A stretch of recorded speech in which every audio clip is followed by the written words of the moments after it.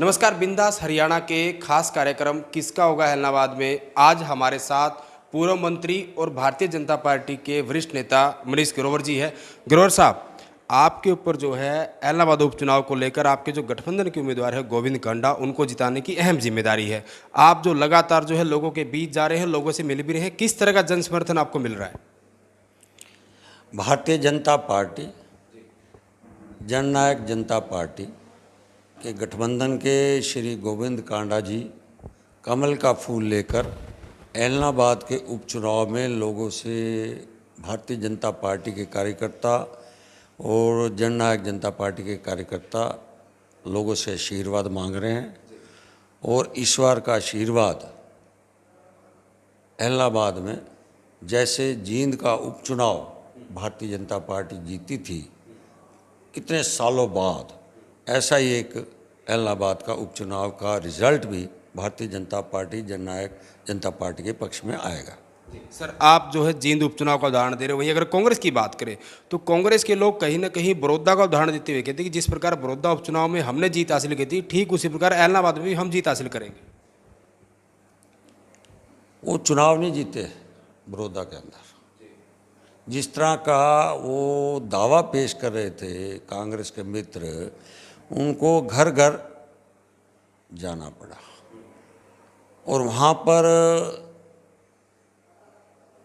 Indian national लोक दल मात्र 5500 वोटों से रह गए। अगर वहाँ तिकोना मुकाबला होता तो भारतीय जनता पार्टी 100% वहाँ से जीतती जनता पार्टी। और आज ऐलनाबाद का चुनाव जो एक तिकोना मुकाबला है, इस तिकोने मुकाबले के अंदर भारतीय जनता पार्टी जननायक जनता पार्टी जरूर जीतेगी। सर, आपने इनेलो का जिक्र किया। अगर हम ऐलनाबाद की बात करें, वैसे तो सिरसा को ही जो है देवीलाल का चौटाला का गढ़ माना जाता है खास तौर पर, और ऐलनाबाद तो विशेष तौर, क्योंकि अगर 2-3 बार की बात छोड़ दे तो अधिकतर जो लोकदल के जितने भी स्वरूप रहे, अलग अलग पार्टियां रही, उनका उम्मीदवार यहाँ से जीतता रहा है। और अभय सिंह चौटाला ये दावा कर रहे हैं कि जिस वजह से किसान आंदोलन को लेकर और तीनों कृषि कानूनों के खिलाफ मैंने इस्तीफा दिया है, तो यहाँ की जनता पहले से ज़्यादा वोट देकर मुझे जिताकर भेजेगी। जो मेरा मानना है, गढ़ किसी का नहीं होता, गढ़ जनता का होता है। जनता चाहती है काम। आज एक समय जनरल चुनाव हो तो उसमें नहीं पता भाई सरकार किसकी होगी।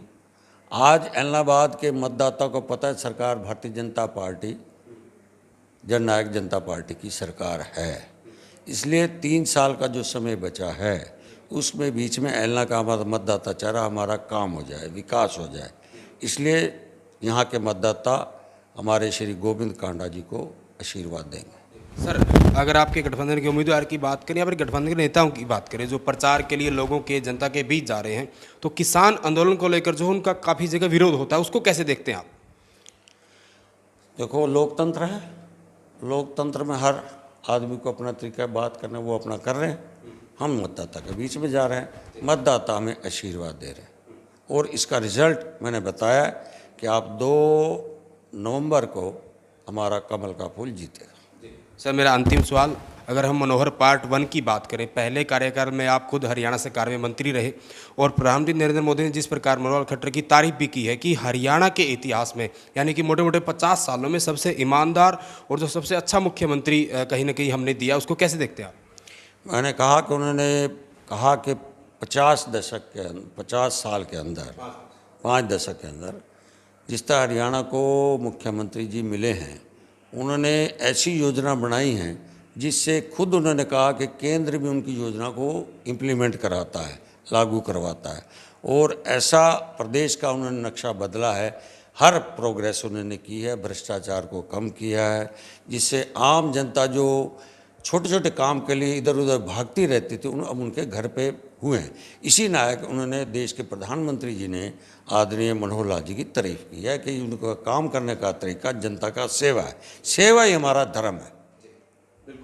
तो ये थे बीजेपी के वरिष्ठ नेता और पूर्व मंत्री मनीष ग्रोवर जी ने साफ साफ कहीं ना कहीं ऐलनाबाद उपचुनाव को लेकर एक बहुत बड़ा दावा किया है कि ऐलनाबाद की जनता जो इस बार जो है पूरा मन बना चुकी है कि सरकार के साथ कहीं ना कहीं जाने का फैसला वो करेगी। हालांकि 30 नवंबर की तारीख बताएगी कि ऐलनाबाद के मतदाता जो है वो किसको लेकर, किसको विधायक चुनकर और किसको चंडीगढ़ भेजने के लिए अपना मतदान करेंगे।